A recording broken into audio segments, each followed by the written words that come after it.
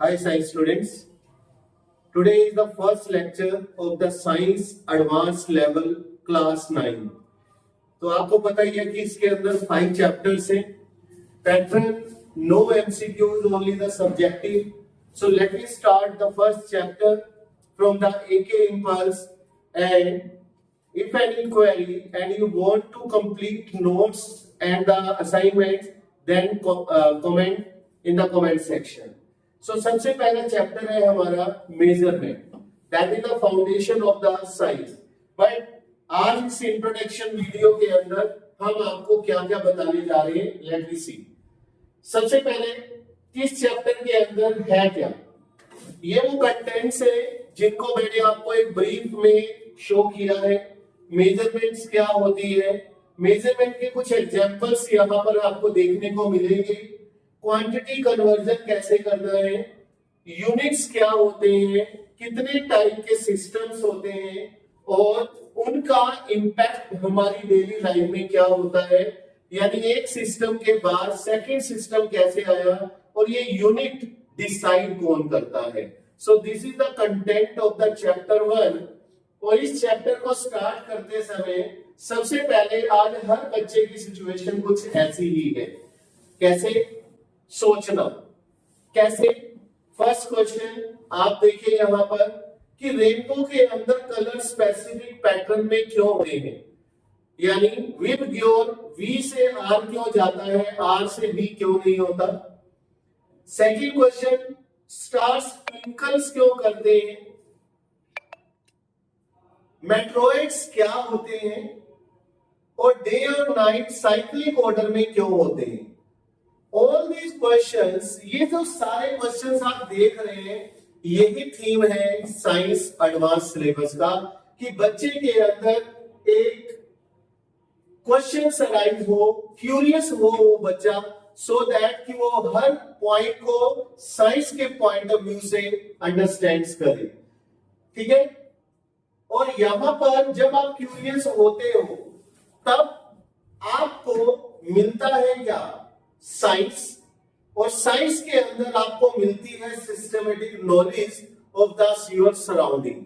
Means जब जब कोई स्टूडेंट क्यूरियस होगा तो उसको अपने नेचर को अंडरस्टैंड करने का एक कॉन्सेप्ट यहां शो आउट करना होगा.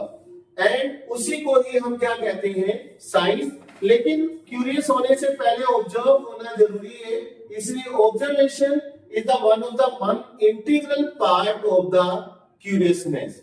And then experiment. जब आप ऑब्जर्व करते हैं तभी आपको एक्सपेरिमेंट मिलते हैं. लेकिन एक बात तो क्लियर है, ऑब्जर्वेशन कभी भी करेक्ट नहीं होगी. ऑब्जर्वेशंस यानी किसी को देखकर आप ये नहीं बता सकते हैं कि वो करेक्ट है. फॉर एग्जांपल, ये जो लाइंस आपको नजर आ रही है, ऐसा लग रहा है कि when we observe the railway track it does not appear to be the parallel. ऐसा लगता है कि वो मिल रही है, that is your observation. But experimental point of view से, साइंस के पॉइंट ऑफ व्यू से ये ट्रैक कैसा होना चाहिए, पैरेलल. इसी तरीके से जब हम बात करते हैं कि रेसिंग ट्रैक, जब रेसिंग ट्रैक के अंदर कोई एथलीट टर्न करता है तो अपने लेफ्ट साइड ही टर्न क्यों करता है, this is the second concept.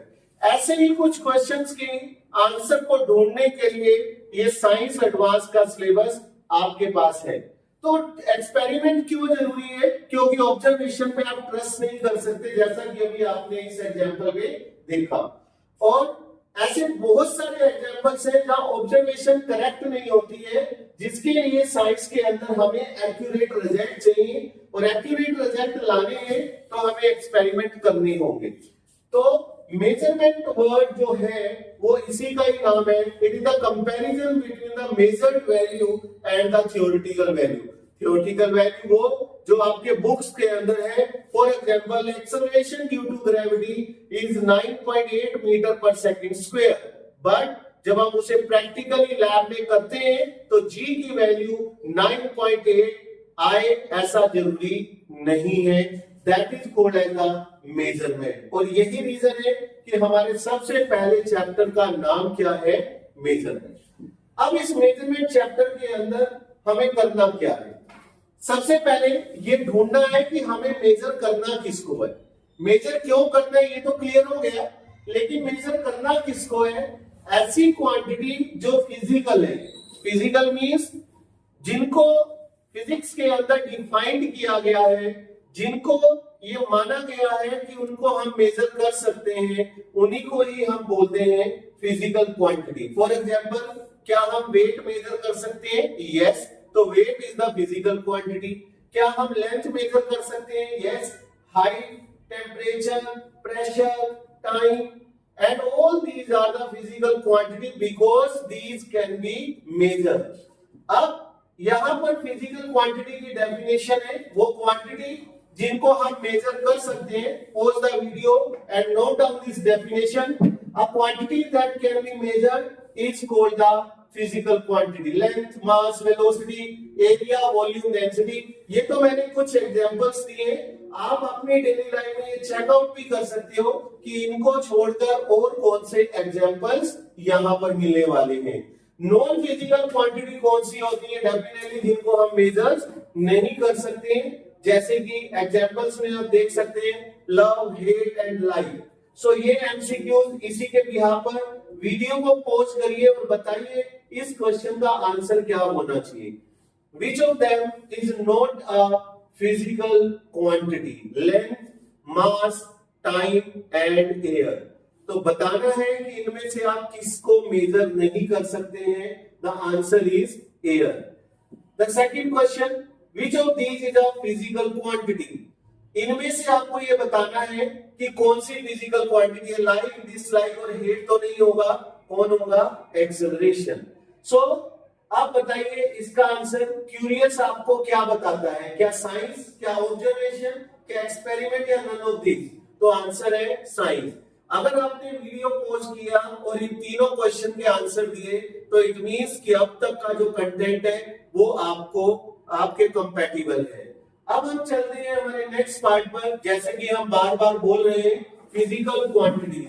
Physical quantities वो क्वांटिटी जिनको आप मेजर कर सकते हैं और जिनको हम लोग किसी सिस्टम के अंदर एक्सप्रेस कर सकते हैं, उनको हम बोलते हैं physical quantity. But physical quantities को भी हमने दो पार्ट्स में यहाँ पे डिवाइड किया है। एक जो इंडिपेंडेंट होती है, जिनको किसी दूसरी क्वांटिटी में हम एक्सप्रेस नहीं कर सकते, उनको कहते हैं बेसिक क्वांटिटीज या fundamental. And the second one is the drive, जिनको एक्सप्रेस करने के लिए कोई फिजिकल फॉर्मूला चाहिए और जिनको आप बेसिक क्वांटिटी के अंदर रिप्रेजेंट कर सकते हैं। For example, length is the physical quantity but area is not the. Length is the fundamental quantity but area is the derived quantity. Area is equal to length into breadth or L square. So these are the two type of the quantity, fundamental and the second one is the derived. So ये fundamental quantities आपको मेरे holographics में नजर आ रही हैं। Mass, length, mass, time, current, temperature, amount of substance, luminous intensity. All these 7 units, 7 quantities are the basic quantity and इसके साथ दो supplementary यानी extra भी होती है। One is the angle and the second one is the solid angle. So total मिलाकर 9 ऐसी quantities हैं जिनको हम क्या कहते हैं? Physical यानी fundamental quantities. And fundamental quantities के अंदर अब आपको यहाँ पर एग्जाम्पल के साथ यूनिट्स और सिंबल भी मिलने वाले हैं। लेंथ के यूनिट होते हैं मीटर। लेंथ के ऐसा यूनिट मीटर है, सिंबल एम लिखेंगे। मास किलोग्राम केजी से, टाइम सेकंड एस से, टेम्परेचर केल्विन से, अमाउंट ऑफ सब्सटेंस मोल से, इलेक्ट्रिक करंट एम्पियर से एंड ल्यूमिनस इंटेंसिटी कैंडेला से। सो ये सारी यूनिट्स है, 7 क्वांटिटीज है जिनको हमने फंडामेंटल बोला। और दो सप्लीमेंट्री क्वांटिटीज भी है। Number 1 is the plane angle जिसके यूनिट रेडियन है and the second one is the solid angle जिसके यूनिट यहां पर स्टीरेडियन है। सो ये सॉलिड एंगल के बारे में हम बाद में बात करेंगे क्योंकि सॉलिड एंगल के कॉन्सेप्ट को अंडरस्टैंड करने के लिए आपको थोड़ा और एडवांस लेवल पे जाना होगा। The next one is the derived quantity. Derived quantities वो होती हैं जिनका कोई फॉर्मूला होता है, जिनको हम बेसिक क्वांटिटी के अंदर एक्सप्रेस करते हैं, वो है हमारी ड्राइव्ड क्वांटिटी। जैसे area, length into breadth, density, mass upon volume, force equal to mass into acceleration, velocity equal to displacement over time, speed is equal to distance upon time, impulse is equal to change in momentum, and work done is force into displacement, power is equal to work done upon time, kinetic energy equal to half mv square।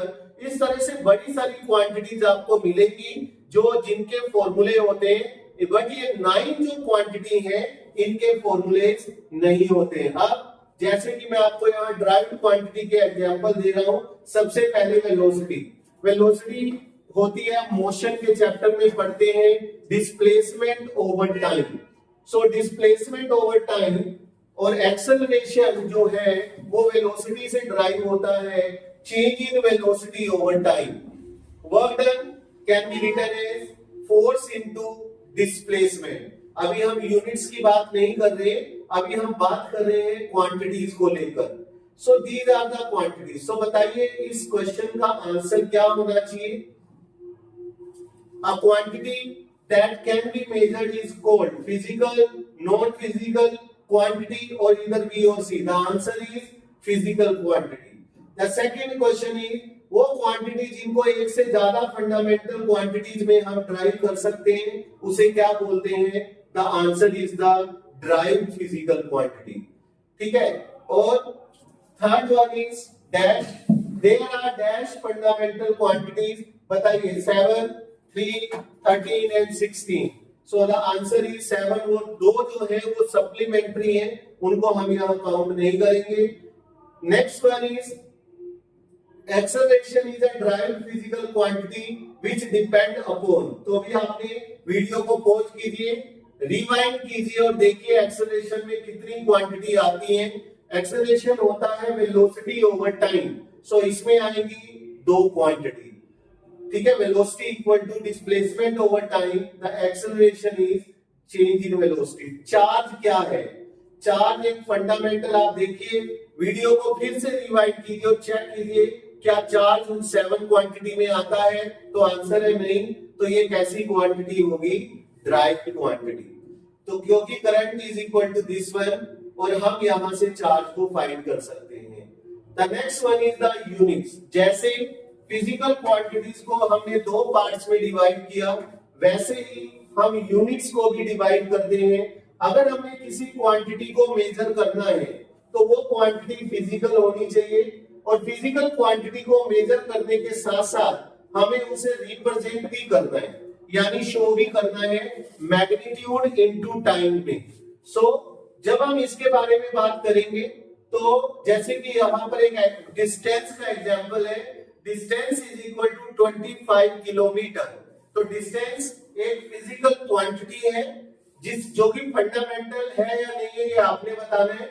और 25 kilometre में यहाँ 25 जो है वो magnitude है और kilometre जो है वो उसके यूनिट्स है। सो 25 क्या हुआ? मैग्नीट्यूड, और किलोमीटर क्या है?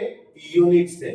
So without unit you can not express any physical quantity in the meaningful way to the anyone. So measurement of any quantity जिसके अंदर आप किसी भी क्वांटिटी को मीनिंगफुल वे से बता सके उसको हम यूनिट्स बोलते हैं।